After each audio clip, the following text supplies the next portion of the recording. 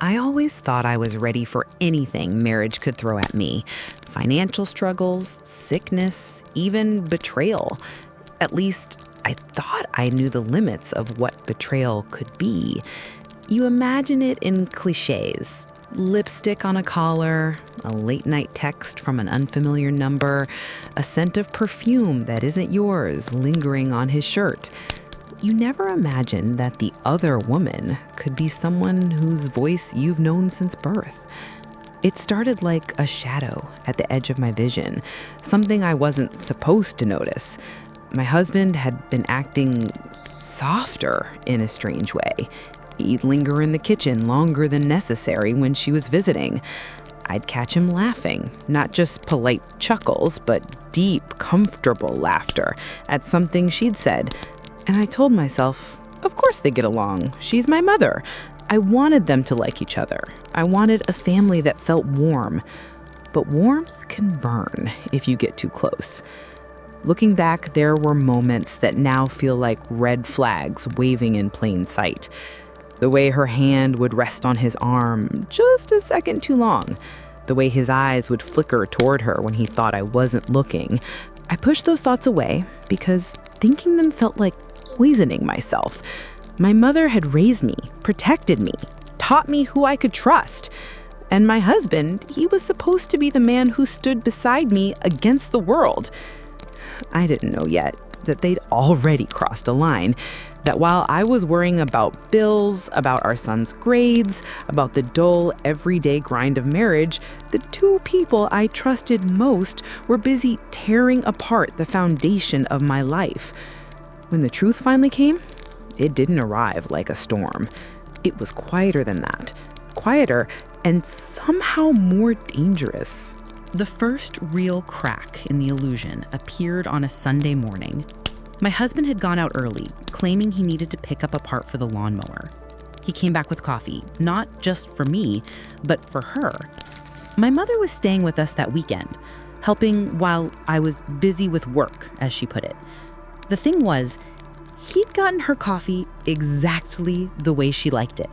Extra cream, 1 sugar, the lid turned so the seam faced away from her mouth. It was such a small detail, but I froze. He didn't even know how I liked my coffee without asking. I told myself it meant nothing. That's what you do. You explain it away before the truth can settle in. But once you notice one thing, your mind starts making a list you didn't ask for. The quick smile they shared over dinner when they thought I wasn't looking. How he seemed to stand a little taller when she complimented him. How her laughter was softer, warmer when it was aimed at him. The moment that lodged in my chest came a few days later. I had left my phone in the living room and came back to find them sitting closer than I'd ever seen before. Not touching, but close enough that the air between them seemed charged. Their conversation stopped the moment they saw me. And then the worst part, she looked guilty. My own mother.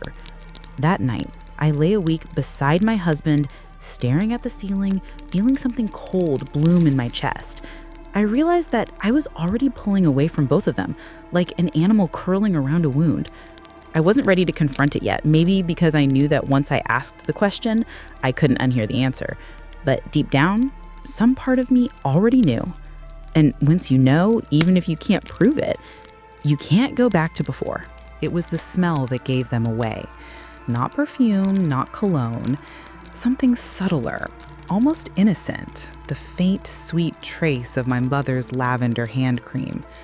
I'd been smelling it on her for years. It was hers, as much a part of her as her voice or the way she stirred her tea. That night, I caught it on him. We were in bed, and as he leaned over to kiss me goodnight, the scent wrapped around me like a snake. My first thought was absurd. Maybe she hugged him earlier. But the way it clung to his skin, warm and recent, made that excuse crumble in seconds. The next morning, I decided to test them. I told my mom I had an early meeting and left the house for work, parking a few blocks away. I waited. My hands shook on the steering wheel as I watched the clock. At exactly 9:15, his truck pulled back into the driveway. He wasn't supposed to be home until the afternoon. I walked in quietly, heart pounding so hard I could feel it in my ears. They were in the kitchen, too close. She was laughing, brushing something off his shirt, her fingers lingering just a second too long. And there it was again, that look. Not of two people who'd been caught in something shameful, but of two people trying desperately to look normal. Forgot my laptop. I lied, my voice flat. I could see their shoulders stiffen. He mumbled something about fixing the sink. She pretended to be looking for sugar in the cabinet. I grabbed my bag and left. But in that moment, I knew there was no more pretending. The cracks weren't cracks anymore.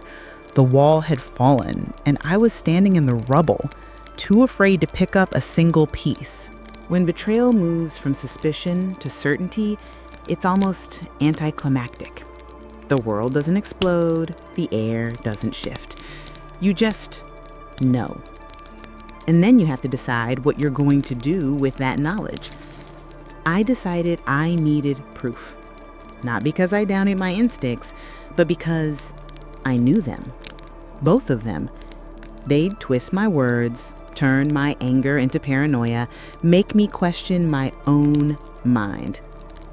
Gaslighting runs in my family like an inherited disease. So I started paying attention to the smallest things. I noted the days her lipstick was smudged before noon, the times he suddenly needed to grab something from home while I was still at work. I noticed when her laundry basket was missing, even though she was supposedly spending the day reading in her room.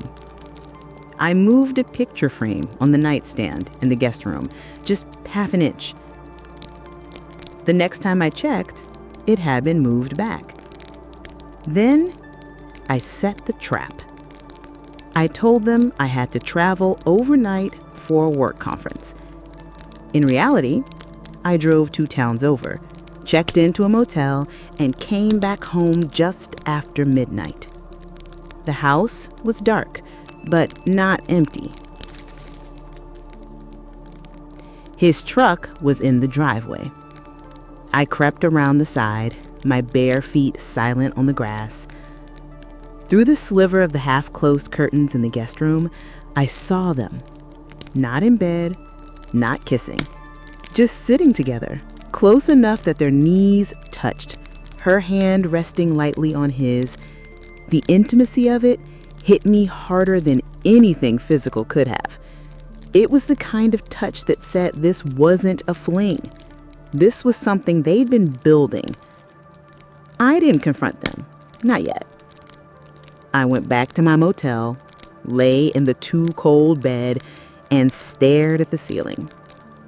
I wasn't ready to blow up my life in the middle of the night, but I knew the detonation was coming, and when it did, I'd be the one holding the match. The morning after, I moved through the house like nothing had happened, made coffee, fed the dog, asked my mom if she'd slept well. She smiled too easily and said she had. He came into the kitchen a few minutes later, kissed me on the cheek, and poured himself a mug. Their casualness would have been convincing to anyone else. But I'd seen them, and now every interaction felt like a lie draped in polite conversation. I knew I couldn't confront them in the heat of my own emotions. I needed control, the kind of control they wouldn't expect from me. That meant gathering more than just a few stolen glances through a curtain.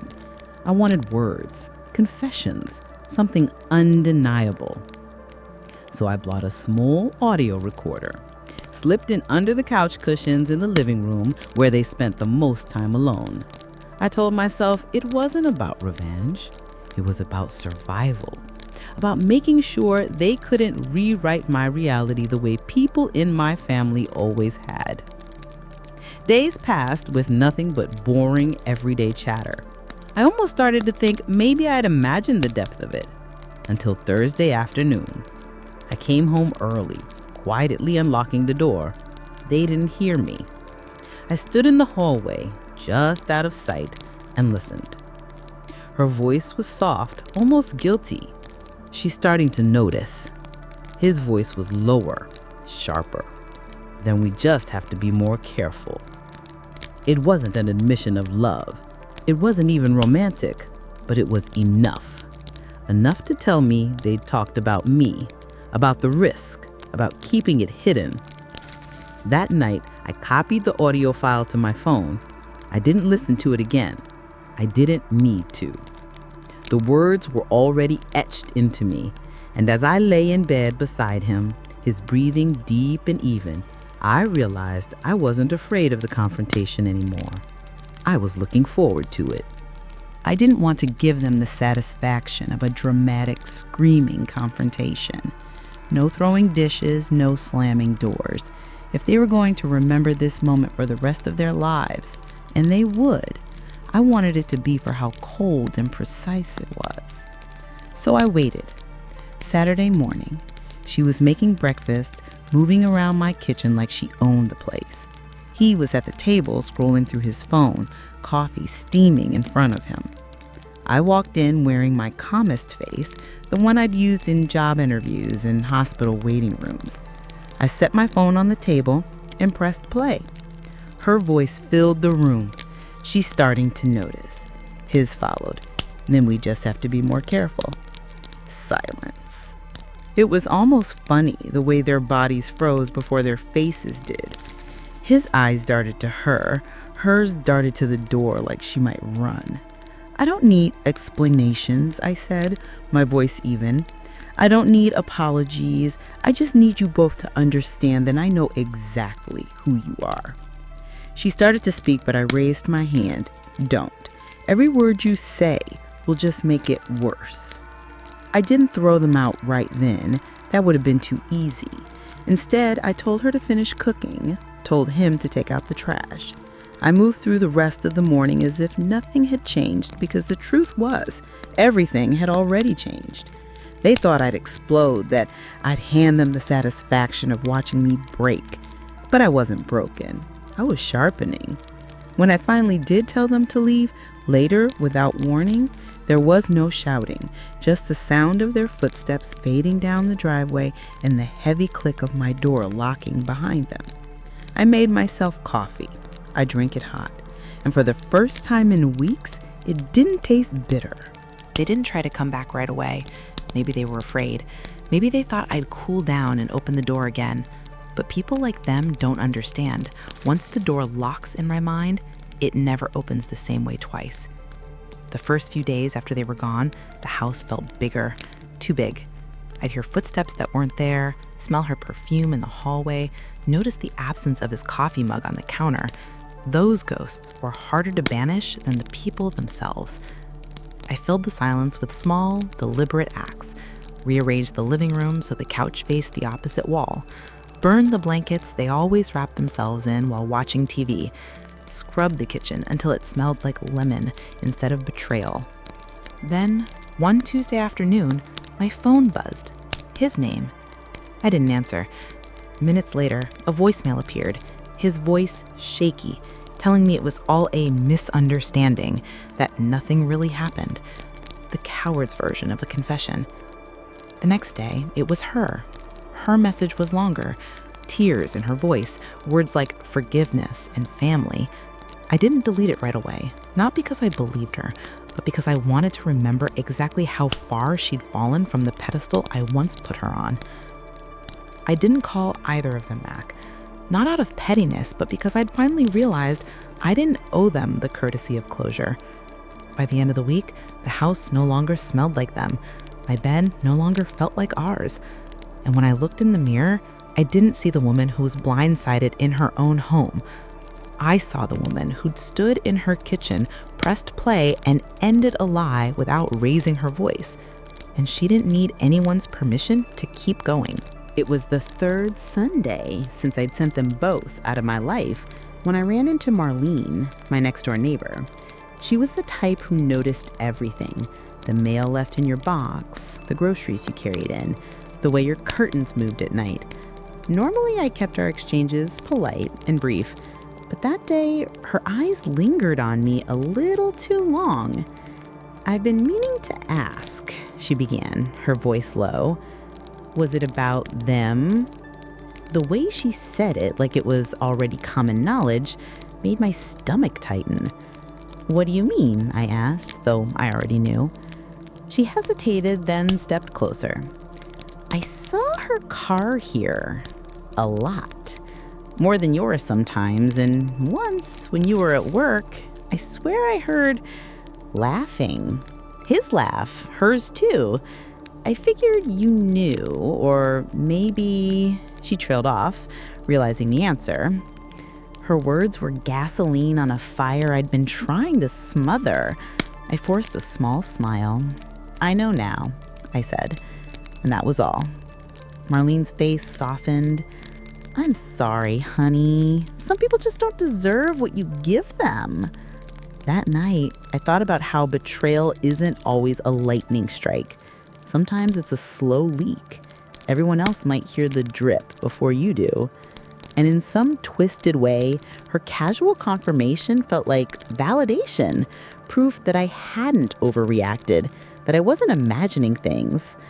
The worst part wasn't that they'd done it.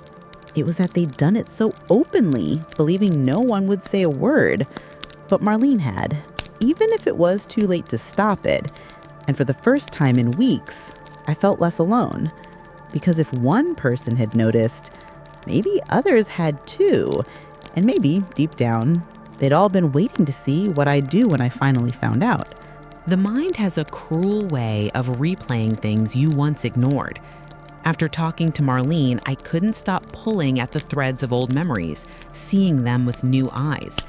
There was last Thanksgiving, when she insisted on helping me set the table while I was still cooking. I'd been too busy basting the turkey to notice how long she'd been in the dining room with him, whispering about something that made them both laugh until they nearly cried. I'd chalked it up to shared family jokes. Now, I wondered if the joke had been me. Or the time in March when he came home late, smelling faintly of her floral perfume. I'd teased him about it. "What, my shampoo isn't good enough for you?" And he'd grinned, kissed my forehead, and changed the subject. Back then, I thought it was harmless. Now, I knew better. Piece by piece, the timeline stretched back further. This hadn't been a single impulsive betrayal. It had been an affair built like a slow burning fire, fed in small doses, hidden in plain sight, and stoked whenever I wasn't looking. The realization made my chest ache in a different way. Not from heartbreak, but from humiliation. How many family dinners had I smiled through while they exchanged secret glances over my shoulder? How many holidays had I celebrated with them, not realizing they were celebrating something else entirely? I thought I'd already reached the bottom of this betrayal, but understanding how far back it went, that was another drop into the dark. And yet, in some twisted way, it was freeing. Because when you finally see the whole picture, you stop asking why. You already know. The next morning, I woke up to the same four walls that had witnessed too much, and realized that I couldn't live among their ghosts any longer. It wasn't just about erasing the evidence of them. It was about reclaiming the air in my own home. I started in the living room. The throw blanket she'd given us for cozy nights went straight into a garbage bag. The wine glasses we used last Christmas, all four of them followed. I didn't care if they were expensive. To me, they were stunned. In the kitchen, I found the cutting board he'd bought after she'd suggested we try her famous lasagna recipe. I could still picture them at the table, side by side, explaining to me how to do it right as if I'd been the guest in my own house. That board went into the bag without a second thought. I moved from room to room like that, filling bags with anything that carried even a trace of their presence. The framed photo from the beach trip, the cardigan she accidentally left here, the set of candles he said smelt like home. My home no longer smelt like that and never would again. By noon, I had 6 heavy bags lined up by the door. Each one felt like a small exorcism. When I finally dragged them to the curb, I didn't look back. I didn't need to. It wasn't a complete cleanse, not yet. They'd left marks that weren't physical, things I couldn't toss into a garbage truck. But for the first time since I'd learned the truth, I could breathe without tasting their shadow in the air. And maybe that was the first real step toward moving on. Not forgiving, not forgetting, but making space where their absence felt lighter than their presence ever had. That night, just as I was starting to feel the quiet settle in, my phone buzzed on the coffee table. The screen lit up with a name I'd deleted weeks ago but couldn't erase from memory. It was him. I stared at it for a long time before opening the message. It wasn't an apology. It wasn't even an explanation. It was a single line. "Can we talk? It's not what you think." I almost laughed. The gall of it. To come crawling back with that tired phrase as if there were some version of the truth that would make this betrayal acceptable. I could picture him saying it, leaning forward, eyes soft in that practiced way, waiting for me to fold. But the worst part wasn't his nerve. It was a small, sharp tug in my chest at the sight of his name.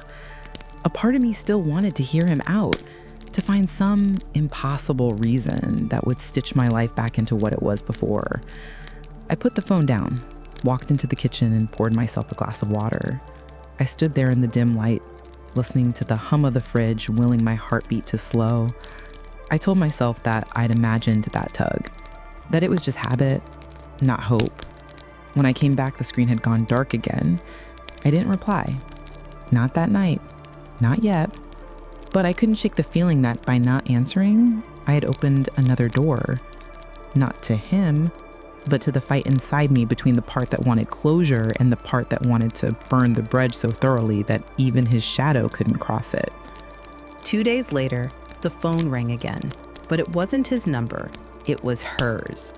I hadn't heard my mother-in-law's voice since the day everything came out. Back then, she'd been quiet, almost too quiet, as if she was holding a truth so heavy it might crush her if she let it slip. Now, her tone was syrupy sweet, the kind of sweetness that coats the blade. "I just think you're making a mistake, honey," she began, skipping the pleasantries. "You know he's been hurting. He didn't mean for things to happen this way." I gripped the edge of the counter, my knuckles whitening.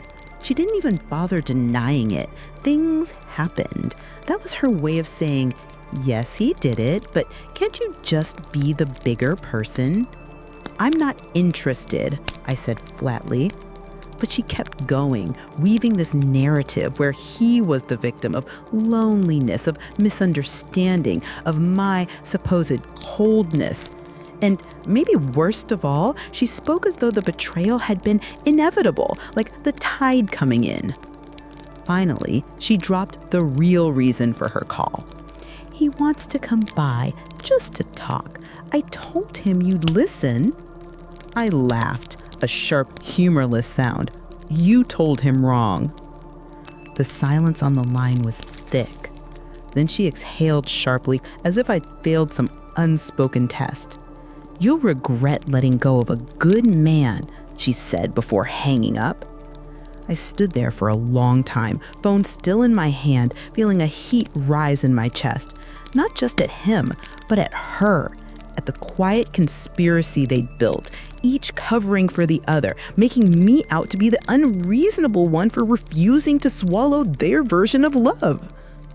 That was the moment I realized this wasn't just about him anymore. It was about drawing a line so deep that no one, not even his mother, could pretend they could cross. I agreed to meet him, but only on my terms. A public place, broad daylight, nothing that could be mistaken for intimacy. I chose a small cafe downtown, one with wide windows that made it impossible to hide. When he walked in, I saw the hesitation in his step, like he was rehearsing which version of himself to be. The contrite one, probably. The man who made a mistake, not the one who tore a life apart. He smiled, tentative, sliding into the seat across from me. For a moment, I caught a flash of the man I'd once loved, and then it was gone, replaced by the stranger who had stood by while his mother tried to rewrite my reality. "I just want to explain," he started. "I don't need an explanation," I said, cutting him off. My voice was steady in a way it hadn't been in weeks. "I need you to hear me." He frowned, but nodded. "You don't get to decide what I should forgive. You don't get to have your mother call me and try to negotiate my pain. And you don't get to act like what you did is just some rough patch we can talk our way through." He opened his mouth, but I kept going. "I'm not here to reopen the door. I'm here to close it permanently." The words hung there between us. I saw them land. Saw the way his jaw tightened, the faint twitch in his temple. "You're making a mistake," he said finally, echoing his mother's words. I smiled, but there was no warmth in it. "Maybe, but it's mine to make." I stood, left my coffee untouched, and walked out into the cold afternoon air. The door shut behind me with a dull thud, and for the first time, it felt like something inside me had shut with it, not out of fear or anger, but out of a fierce, necessary finality. At first, I thought leaving that cafe meant closing a chapter. But I underestimated her. My former mother-in-law had a way of slipping into the cracks of your life, finding the weak spots you didn't even know you had. It started small. A mutual acquaintance who suddenly stopped returning my calls. A neighbor who avoided eye contact in the grocery store. Then I heard from a friend that she'd been running into people I knew, sharing her own version of events. In her story, I was cold, ungrateful, unstable. A woman who had abandoned her family over a misunderstanding. The worst was when I found out she'd contacted my workplace. It was subtle, not an outright accusation, but a concerned-sounding email implying that I'd been struggling emotionally, that maybe I wasn't in the best place to handle my responsibilities. It was manipulative genius, poison disguised as care. I knew her tactics. This wasn't about winning me back into the family. This was about control. If she couldn't dictate my life from inside it, she'd do it from the outside, pulling strings until the walls closed in. One evening, as I was locking my apartment door, I spotted her across the street. She wasn't doing anything, just standing there, looking in my direction. She didn't wave, she didn't smile. She just waited long enough for me to see her, then walked away. It was a reminder, a warning, a way of saying, I can still reach you. I leaned against the closed door, heart pounding, and understood something I'd been avoiding. Walking away from a toxic person is only the first step. The real fight is making sure they can't follow. That night, I didn't sleep. I sat at my kitchen table with my laptop open, a half-empty cup of tea gone cold beside me. The screen's glow made the room feel smaller, like I was in a bunker planning for war. If she wanted to play this game, I needed to change the rules. No more reacting, no more hoping she'd just get tired and stop. People like her didn't stop. They escalated. I started with a notebook, writing down every incident I could remember, no matter how small. The phone calls, the sightings, the things mutual friends had told me. I included dates, times, who was present, even my emotional state afterward. It wasn't just a journal anymore, it was evidence. Then I went through my emails, texts, and voicemails. I downloaded copies and saved them to an external drive. I didn't trust cloud storage, not when she had connections. I even asked my neighbor, the one I still trusted, if she'd be willing to write down what she'd overheard a few weeks ago when my ex's mother had cornered me outside the building. She agreed. By dawn, I had a small folder of documents, photos, and screenshots. It wasn't much, but it was a start. The next step was harder, contacting a lawyer. Just saying the word made my stomach knot. But I knew that if I wanted a restraining order or any legal protection, I'd need to show a pattern, not just one or two bad moments. I looked out the window at the first gray light of morning and realized something else. This wasn't just about me anymore. It was about making sure that if I ever had children, they'd never be within reach of her. The fight wasn't over, but for the first time, I felt like I had a plan. The law office smelled faintly of coffee and paper, a mix of comfort and bureaucracy. I sat across from a woman in her early 50s with silver hair pulled into a neat bun. Her eyes were sharp but kind. The sort of gaze that could cut through excuses but still make you feel safe. I handed her my folder. She opened it without ceremony, flipping through the pages, her pen occasionally tapping the table when she saw something that mattered. After a few minutes, she looked up. "You've been documenting for how long?" she asked. "About 3 weeks," I said. "But it's been happening for months before that. Years, if I'm honest." She nodded. "Good. Documentation is everything in these cases. Without it, it's just your word against hers. And from what I'm seeing here, she's careful. She doesn't cross the line outright, she dances on it." That was the perfect description. The way she stood across the street, the calls disguised as concern, the whispers to my boss. Nothing you could point to and say, "This is a crime." But together, they formed a cage. The lawyer leaned forward. "I'm going to be honest with you. If she's this calculated, she's probably been doing this to people her entire life. We're not just building a case to keep her away from you. We're building one strong enough that she won't try this with anyone else." Something in me shifted. Until now, my focus had been survival, getting through each day without another blow. But here was someone telling me we could fight back. She slid a business card across the desk. "From this point forward, if she contacts you directly, don't respond. Send it to me, and if she escalates, and she will, we'll be ready." For the first time in months, I walked out of a building feeling like I wasn't alone in this. The call came at 6:42 in the morning, that strange hour when the world is still quiet, but your body knows something's wrong before your mind catches up. I fumbled for the phone, half asleep. It was the school. "Miss Carter," the voice said, clipped and urgent. "There's been an incident. We need you to come down here immediately." My stomach dropped. "Is my son? He's safe, but you need to see this for yourself." I was out the door in less than 2 minutes, hair unbrushed, coat thrown over pajamas. The drive felt endless. My thoughts ran wild, every possible nightmare flashing behind my eyes. When I arrived, the principal met me in the front office. She looked unsettled, her hands clasped too tightly together. "One of our teachers intercepted your mother-in-law at the playground. She was telling your son you'd been in an accident and that she was there to take him home." The words didn't register right away. They floated in the air, heavy and unreal.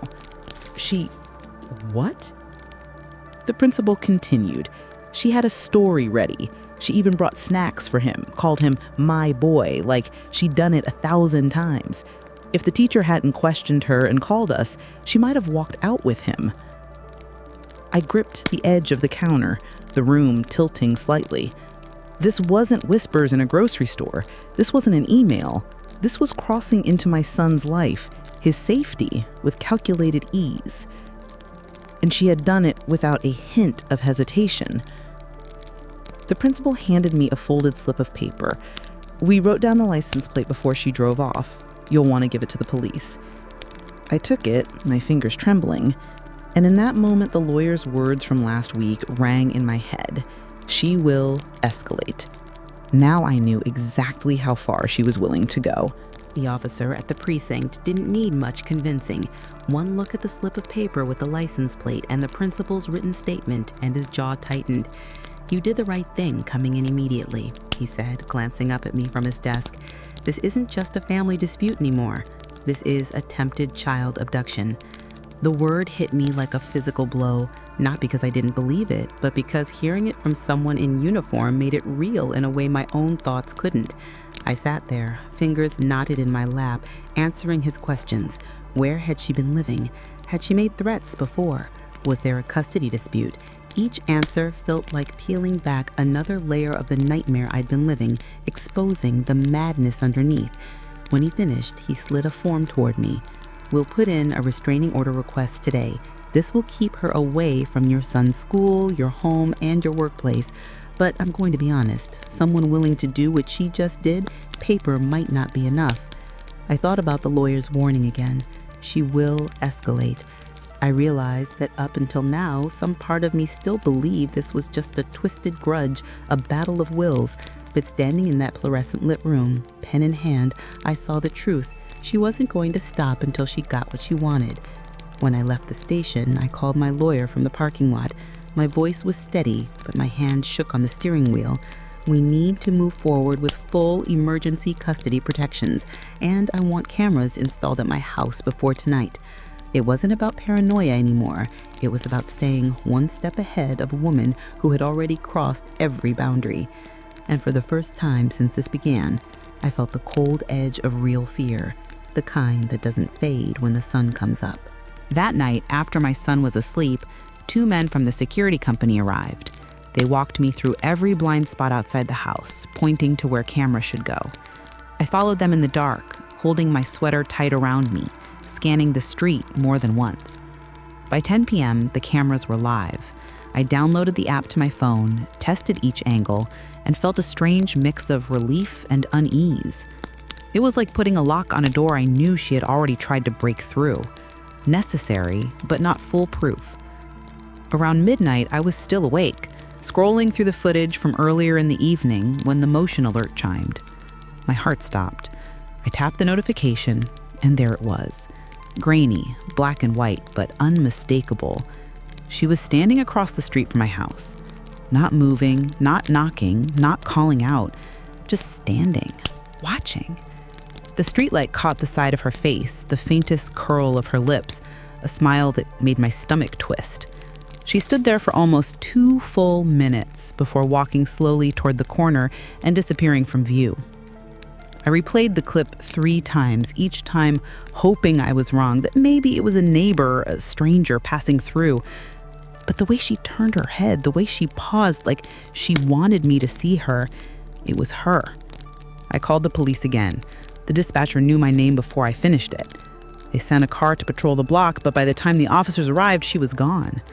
After they left, I locked every window and sat in my son's room until the first hints of dawn. Watching him sleep, I felt a new kind of fury settle in my chest. If she wanted to play this like a game, I was done playing defense. I was going to make sure the next time she came near my home, it would be the last. The next morning, I didn't waste time. Sleep had been a luxury I couldn't afford, and I was running on adrenaline and black coffee. My first call wasn't to a friend or the police. It was to a private investigator.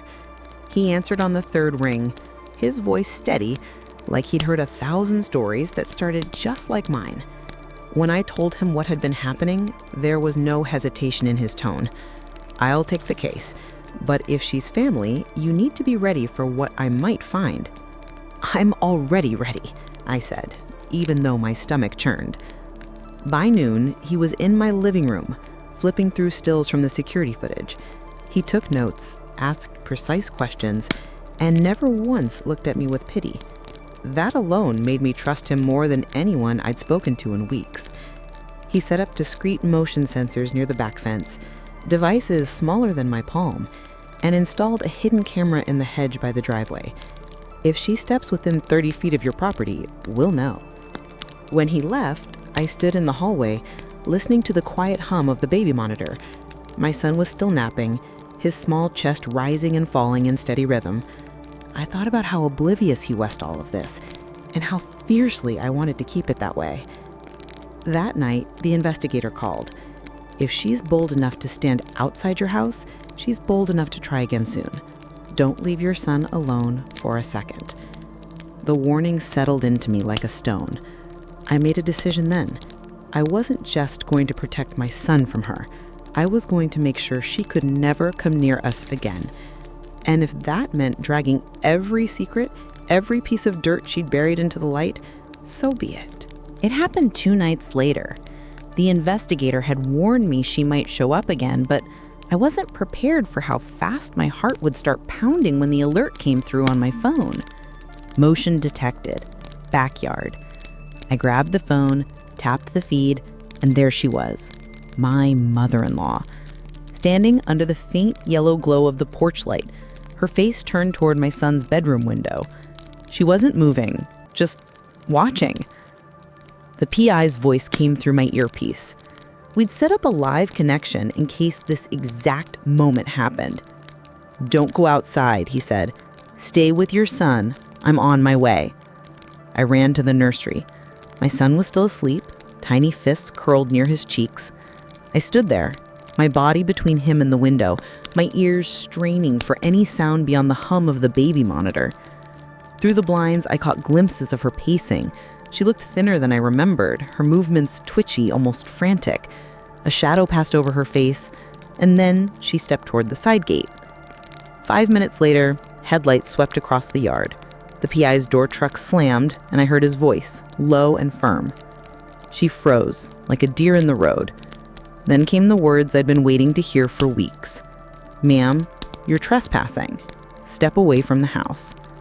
She tried to argue, but the cameras had already caught everything. The stalking, the repeated visits, the proximity to the nursery window. It was evidence, clear and undeniable. When she finally left, escorted down the driveway, I sank into the rocking chair by my son's crib. My legs were shaking so badly I could barely stand. This wasn't over, but for the first time in a long time, I knew I had the upper hand. Filing for a restraining order felt like both a victory and a betrayal. She was still family, after all, my husband's mother, but after that night, there was no denying she had crossed a line that could never be uncrossed. The courthouse smelled faintly of paper and floor polish. I clutched the stack of printed photos and time-stamped video stills, my hands sweating despite the cold air conditioning. The clerk glanced at the evidence, her lips tightening just slightly before she handed me the forms. "Fill these out. Be specific." Specific? How do you reduce months of fear into bullet points? How do you write down in neat black ink that the woman who once knitted your son a blanket was caught standing under his window at midnight? When the hearing date came, she showed up in a pale blue dress, her hair neatly pinned as if she were going to church. She didn't look at me, not once. Instead, she kept whispering to my husband, who sat at the end of the bench, shoulders tense, jaw locked. The judge was patient but firm. "Why were you at your daughter-in-law's home in the middle of the night?" Her answer was a rehearsed sigh. "I was worried. I thought the baby might be in danger from her." She nodded in my direction, her voice soft but dripping with accusation. That was the moment I realized. This wasn't just obsession. It was something older, deeper. She wanted to paint me as unfit, unstable. The harm she meant for my son wasn't just physical. It was about control. When the judge granted the temporary order, her face didn't crack, but my husband's did. A flicker of something I couldn't name. Shame? Guilt? Or maybe the first shadow of the truth he'd been avoiding. 2 days before the final hearing, I went into the attic to pull down a box of winter clothes for my son. The air up there was dry and dusty, filled with the faint smell of cedar and insulation. I was halfway through sorting sweaters when I found a small floral tin wedged behind a stack of old photo albums. It wasn't mine. Inside were letters, yellowed, folded in careful thirds, some written in my mother-in-law's looping cursive, others in a man's tighter, slanted hand I didn't recognize. The earliest dated back nearly 30 years. The first one I opened wasn't even addressed to her. It was to her husband. It talked about keeping the family line clean and avoiding outsiders. My stomach turned. Letter after letter made the same themes painfully clear. She has always been obsessed with appearances, heritage, and purity. It wasn't just dislike. It was a deep, ugly prejudice that had apparently survived decades. And then I found the newer pages, notes written after our wedding. She's changing him. He's slipping away from us. The baby will be hers, not ours. The most recent note was barely 2 months old. I'll find a way to protect him from her. The handwriting was sharp, almost carved into the paper. I sat there, my hand shaking, the edges of the pages cutting into my skin. This wasn't just a grudge. This was a mission she had set for herself. I realized then that her midnight visits, her constant undermining, the way she'd slip subtle questions to my son, it all connected. She didn't just want me gone, she wanted to erase me entirely, even from my own child's life. The tin felt heavier than it should as I closed it. I knew these letters would change everything in court. But a part of me also knew that whatever the judge decided, there was no undoing the knowledge I now carried. The courtroom was smaller than I had imagined, its beige walls and humming fluorescent lights making everything feel both mundane and suffocating. My lawyer sat to my right, tapping her pen quietly against her notepad. Across from us, my mother-in-law was a picture of composure. Hair perfectly styled, pearl earrings gleaming, lips pressed into that thin, unreadable line I'd seen 100 times before. The judge asked for evidence to be presented. My lawyer gave a small nod to me, and I reached into my bag, pulling out the floral tin. I placed it on the table between us with deliberate slowness, letting the faint scrape of metal against wood carry across the room. "These," I said, my voice steady, despite the thundering in my chest, "are letters written over the span of 30 years. They include statements about removing me from my son's life and keeping him from what she called outside influences." The judge gestured for me to proceed. I read one of the newer notes aloud, the one with the words carved into the paper, "I'll find a way to protect him from her." For the first time since this began, my husband's eyes lifted from the table. His face paled, as if the air had been sucked from his lungs. I watched him turn toward his mother, searching her face for denial, for some explanation, but she didn't flinch. She just sat there, still and silent, her hands folded neatly in her lap. My lawyer handed the letters to the judge, who leafed through them with a growing frown. The room felt colder. Every breath seemed louder. My mother-in-law's attorney shifted uncomfortably, whispering something urgent into her ear, but she didn't respond. In that moment, it wasn't about winning custody or proving who was right. It was about finally having the truth out in the open, the kind that couldn't be softened by charm or hidden behind family dinners. And judging by the look on my husband's face, that truth had already done more damage than any ruling could. The judge leaned back in his chair, the stack of letters resting on his desk like a weight that had just shifted the air in the room. His gaze moved slowly from me to my husband, then to my mother-in-law, as though measuring each of us against something only he understood. "These letters are troubling," he began, his voice even but edged with something colder. "They show a clear intent to undermine the mother's role in her child's life. However," he paused, the word hanging in the air like a pause in a storm, "custody is not determined by past intentions alone. It is determined by the present and the child's best interests." I felt my stomach drop. My lawyer's pen froze mid-note. The judge continued, "Given the animosity between the parties, full custody to either parent may inflame tensions. I am ordering shared custody with strict boundaries. The grandmother is to have no unsupervised contact with the child." It wasn't the clean victory I had imagined, the kind where my son and I would simply walk away from this toxic web. Instead, it was a tightrope, one I'd have to walk every day, knowing she was still out there, watching, waiting. My mother-in-law didn't blink. She simply adjusted her pearl earring and folded her hands again, as if nothing had been decided at all. My husband's shoulders sagged in relief, but his eyes wouldn't meet mine. As we left the courtroom, the hallway felt too bright, the echoes of our footsteps too sharp. My lawyer leaned in and whispered, "It's not over.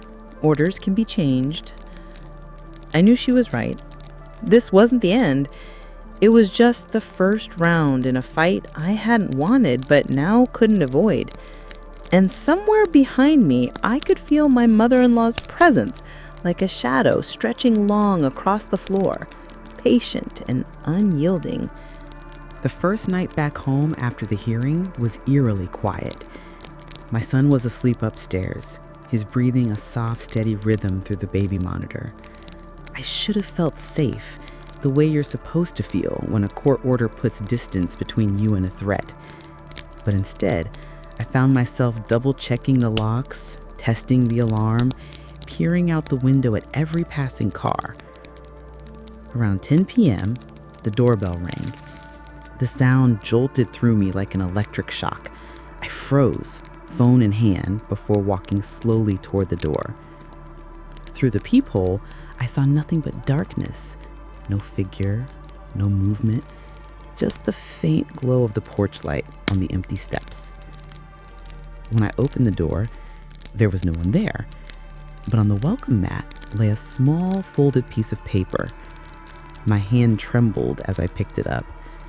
Inside, in handwriting I recognized instantly, were just 5 words. He needs a real family. The paper smelled faintly of her perfume, that heavy floral scent she wore every Sunday. My chest tightened. She had been here. She had stood on my porch, steps away from my sleeping child, despite every order, every morning. I wanted to call the police immediately, but something in me hesitated. I knew what they'd say. Without witnesses, without cameras catching her, it was just a piece of paper. A coincidence, a misunderstanding. Instead, I slid the note into a plastic bag, sealing it like evidence. My lawyer's words from earlier echoed in my mind. It's not over. Upstairs, my son shifted in his crib, letting out a small sigh. I stood at the bottom of the stairs, staring up into the darkness, and realized something I hadn't fully admitted before. This wasn't just about custody anymore. This was about survival. Mine and his. By morning, the unease from the night before had hardened into resolve. Fear wasn't going to keep me frozen anymore, not when my son's safety was at stake. After dropping him off at daycare, I drove straight to a small electronics store 2 towns over, the kind of place where the cashier doesn't ask questions about why you're buying half a dozen hidden cameras and motion sensors. Back home, I walked through the house with a new kind of focus. One camera above the front door, tucked under the eaves. Another in the hallway, angled toward the stairs. A tiny one disguised as a photo frame in the living room. I even placed one in the baby's room, not to watch him, but to see if anyone ever tried to get near him when I wasn't there. The setup took hours, but when it was done, I felt something I hadn't felt in weeks: control. For the first time, it wasn't just my word against hers. Now I'd have proof. That night, after my son was asleep, I sat at the kitchen table with a cup of coffee gone cold, staring at the small monitor that displayed all the camera feeds. Every creak of the house made my pulse jump, but I stayed there, watching. At 1:17 a.m., movement flickered on the screen, the front porch camera. A shadow moved into frame, then the unmistakable shape of her, standing just beyond the door, hands fidgeting with something in her coat pocket. She didn't ring the bell this time. Instead, she leaned toward the door, pressing her ear to it, as if listening for signs of life inside. My hand hovered over my phone, ready to call the police, but I waited. I wanted her to give me something undeniable. Then she pulled a small vial from her pocket, glanced around, and poured its contents along the base of the door. My stomach twisted. Whatever this was, it wasn't just a visit. By the time she vanished back into the night, my hands were shaking so hard I nearly dropped the monitor. I waited another 5 minutes, staring at the empty porch, before finally creeping toward the door. The faint, bitter smell hit me first, sharp and chemical, like something that didn't belong anywhere near a home, let alone near where my child slept. I pulled my phone from my pocket and with one hand recorded a video of the thin, wet line glistening at the base of the door. My other hand held a paper towel, which I used to dab at the liquid. The fabric soaked it up in seconds, and the smell intensified, clawing at my throat. In the kitchen, I sealed the paper towel inside a plastic freezer bag and labeled it with the date and time. My plan was clear now. I would take it to a friend who worked at a local lab in the morning. If I was going to confront her, or worse, involve the police, I needed to know exactly what I was dealing with. Sleep didn't come easy that night. Every time I closed my eyes, I saw her face, calm and deliberate, as she poured whatever poison this was onto my front step. My mind replayed every visit she'd made, every accidental spill or odd comment about my son's health. I'd been so close to dismissing my instincts, so close to convincing myself I was paranoid. By dawn, I was already dressed and waiting in the car, the bagged evidence sitting on the passenger seat like a silent witness. When my friend called with the results later that afternoon, her voice was tight. "It's pesticide," she said. "The industrial kind. Not something you'd have around the house, and definitely not safe for a child." It was the confirmation I didn't want and the proof I needed. I sat in my car outside the house for a long time, holding the bag of evidence in my lap. My fingers kept tracing the edge of the plastic, as if the crinkling sound might somehow tell me what to do next. The obvious choice was the police, and part of me wanted nothing more than to walk into the station, slam this bag onto the counter, and watch the shock ripple across their faces.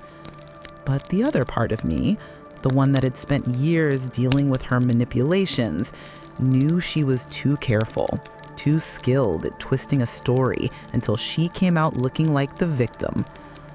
If I went now, she could deny everything.